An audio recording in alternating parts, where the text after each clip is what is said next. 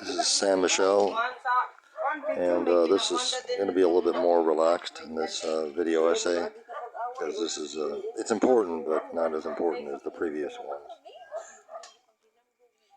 It's a letter to 3 researchers in Mexico that I sent today, and did some nice formatting with it, so it turned it into a brief article. So let's go over that right now. It's dated the October 14th, which is today.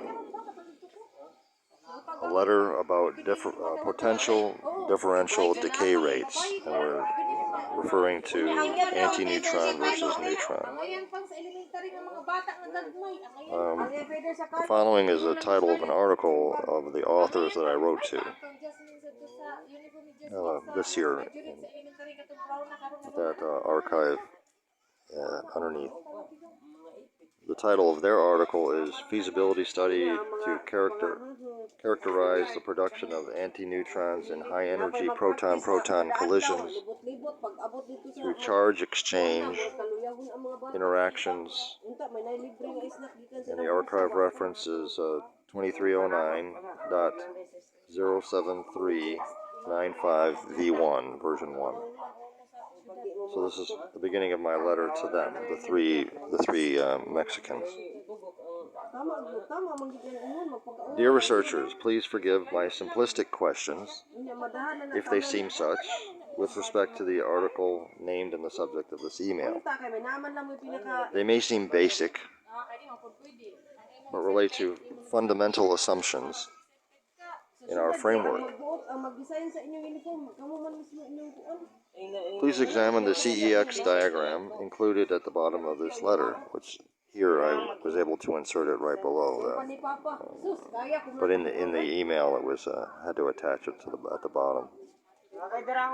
So it actually came from their article, and that diagram I believe came from an article 20 years old about called Anti-Neutron Physics.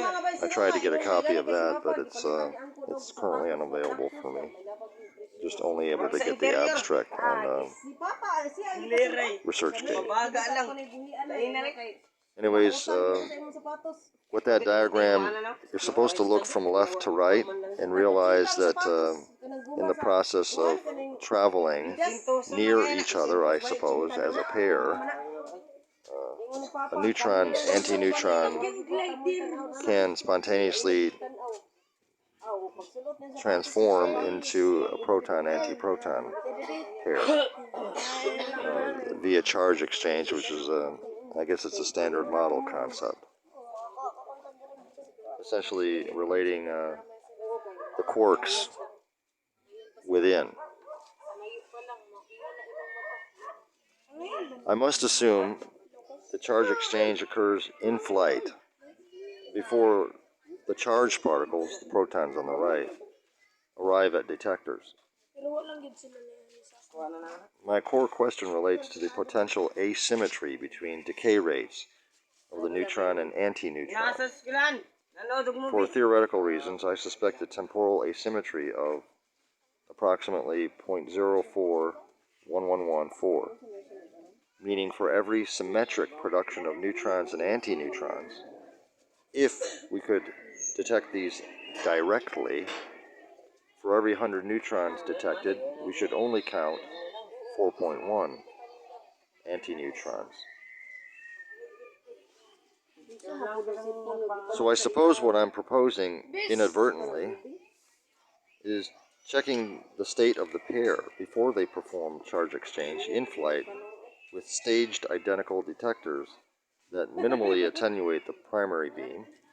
So I'm asking a question, actually. Is this feasible? Please let me know what you think. SGM, that's me.